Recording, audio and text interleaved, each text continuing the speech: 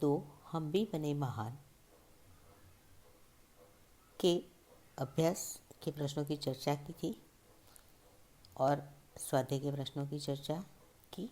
प्रश्न नंबर पहला जो 1 से 8 प्रश्न थे, बराबर। फिर भी एक बार देख लीजिए। आपने ये सारे प्रश्नों के उत्तर आपकी कॉपी में ज़रूर लिखे होंगे, ठीक है। तो हमने आपको ये प्रश्न स्वाध्याय का जो था कि लड़के ने रोने का कारण क्या बताया। तो लड़के ने रोने का कारण क्या बताया था कि उसके पास एक चवन्नी थी जो गिर गई थी, अगर वह नहीं मिली तो उसकी माँ उसे पीटेगी, ठीक है। उसके बाद दूसरा प्रश्न था नरेंद्र बड़ा होकर किस नाम से प्रसिद्ध हुआ। तो नरेंद्र बड़ा होकर किस नाम से प्रसिद्ध हुआ था? स्वामी विवेकानंद। उसके बाद प्रश्न नंबर 3 था कि इस प्रसंग में नरेंद्र में कौन से गुण नज़र आते हैं। तो कौन से गुण नज़र आते थे? तो नरेंद्र वस्तु की अपेक्षा वस्तु की अपेक्षा से व्यक्ति को अधिक महत्व देता था, यानी कि उनकी दृष्टि से मानवता का स्थान सबसे ऊंचा था। फिर द्वार पर रानडे को देखकर स्वागत समिति के सदस्यों ने क्या किया? हाँ, तो द्वार पर रानडे को देखकर स्वागत समिति के सदस्यों ने उन्हें आदरपूर्वक मंच की ओर ले जाने का प्रयास किया, है ना। स्वागत समिति के सदस्यों ने रानडे को मंच पर ले जाने का प्रयास किया। फिर प्रश्न नंबर 5 क्या था कि अल्पाहार के समय कौन नहीं दिखाई दे रहा था। तो अल्पाहार के समय कौन दिखाई नहीं दे रहा था?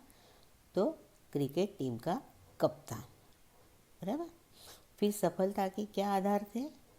हाँ, तो सफलता के आधार थे कि लक्ष्य के प्रति एकाग्रता, अविरत अभ्यास, कठोर परिश्रम और लगन ही सफलता के आधार थे। उसके बाद प्रश्न नंबर 7 था कि हजरत अली ने एक मोमबत्ती बुझाकर दूसरी मोमबत्ती क्यों जलाई। तो क्यों जलाई थी? तो हजरत अली क्या कर रहे थे? राज का काम, यानी कि उस समय राजाओं का राज था, इसलिए वो राज का काम कर रहे थे, इसलिए उन्होंने राज की, यानी कि राज्य की, उनका जो राज था उसकी मोमबत्ती जलाई। जब उन्होंने निजी काम शुरू किया तो वह मोमबत्ती बुझाकर उन्होंने क्या किया? अपनी मोमबत्ती जला। निजी काम करना है ना, ये आपको मैंने पाठ जब समझाया तब बताया था। निजी यानी अपना खुद का काम। पहले हम ऑफिस, जैसे कि एग्जाम्पल देती हूँ मैं आपको, जैसे कि आप ऑफिस में जाते हो तो ऑफिस का काम करते हो, घर आकर आपका खुद का कोई काम होता है, यानी कि और पैसे कमाने के लिए, तो आप जो काम करते हो ऑफिस के अलावा वो आपका खुद का काम होता है, यानी निजी काम होता है। तो ऑफिस से भी आपको तनख्वाह मिलती है और आपका जो पर्सनल काम करते हो उसके भी पैसे आपको मिलते हैं।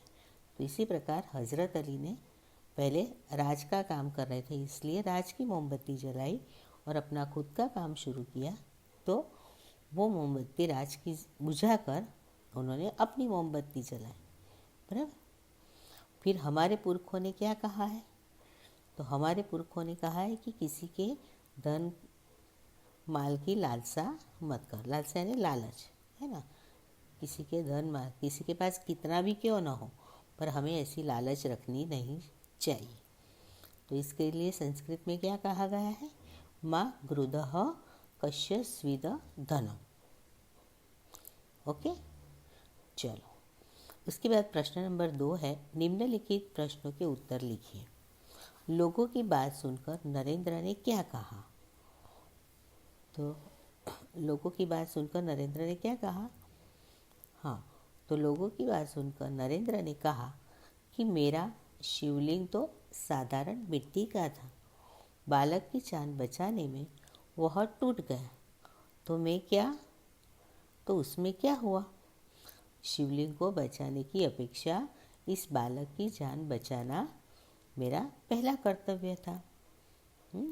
लोगों ने जब कहा कि अरे रे, बेचारे का शिवलिंग टूट गया, पर उन्होंने उन सबका उत्तर क्या दिया कि शिवलिंग तो एक साधारण मिट्टी का था, पर बालक की जान बचाने में शिवलिंग टूट गया तो क्या हुआ। तो शिवलिंग को बचाने की अपेक्षा इस बालक की जान बचाना मेरा पहला कर्तव्य था।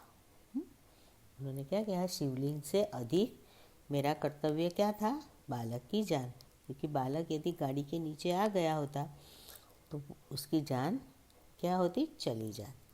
शिवलिंग तो हम दूसरा भी खरीद सकते हैं, बालक की जान फिर से आ सकती नहीं। ओके, समझ में आया। फिर है प्रश्न नंबर 2, रानड़े को किसने रोका, क्यों। तो रानड़े को किसने रोका, हाँ, स्वयंसेवक ने। इसने स्वयं। अब क्यों का उत्तर हम क्या लिखेंगे, यस, तो क्यों का उत्तर लिखेंगे कि पूना के न्यू इंग्लिश हाई स्कूल में समारोह हो रहा था। पूना के रानड़े को द्वार पर किसने रोका, जो स्वयंसेवक नियुक्त हुआ था, उसने रोका। क्यों रोका, तो कि भाई पूना के न्यू इंग्लिश हाई स्कूल में समारोह हो रहा था। इस प्रमुख द्वार पर नियुक्त स्वयंसेवक को यह जिम्मेदारी सौंपी गई थी कि वह उन्हीं अतिथियों को प्रवेश दे जिनके पास निमंत्रण पत्र हो। प्रमुख द्वार पर नियुक्त स्वयंसेवक को यह जिम्मेदारी सौंपी गई थी कि वह उन्हीं अतिथियों को प्रवेश में